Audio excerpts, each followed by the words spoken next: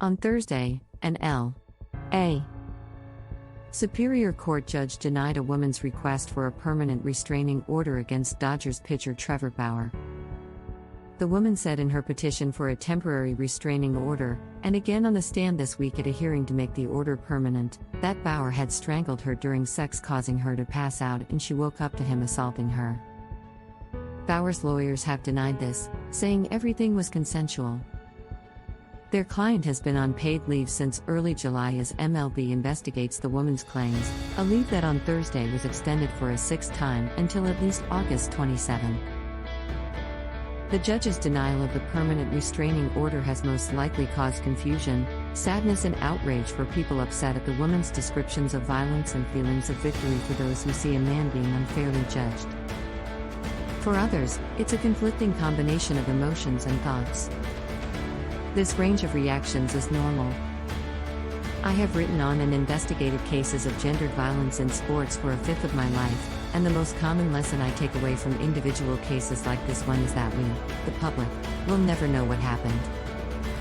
There is always enough uncertainty to allow questions to form and theories to float. These cases remain somewhere in the gray, a space most of us are uncomfortable occupying. When faced with so-called he said/she said cases, our culture primes us to assume the woman is lying and to empathize with the man accused. Philosopher Kate Manne coined the term himpathy years ago. We worry first about the ruined life of the man or, in the case of professional sports, the impact it will have on a team, then about the motives of the woman who came forward, and then, perhaps after that, the continued impact on the woman and what a case can or should teach us about consent and care.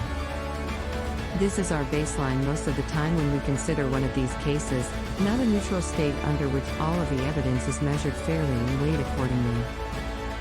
To that end, here is what we know in Bauer's case: at the end of June, a California woman filed an 85-page petition for a temporary restraining order against Bauer in which she detailed the bodily damage Bauer did to her during two different sexual encounters earlier this year, the worst of which she says happened after he strangled her until she was unconscious and included him punching her and causing a split lip, a swollen jaw and cheekbones, 2 black eyes, over 10 scratches on her face and bruises on her gums, buttocks and vagina. Part of her petition included documentation from the 2 medical examinations she underwent after their second meeting, which included a diagnosis of an acute head injury.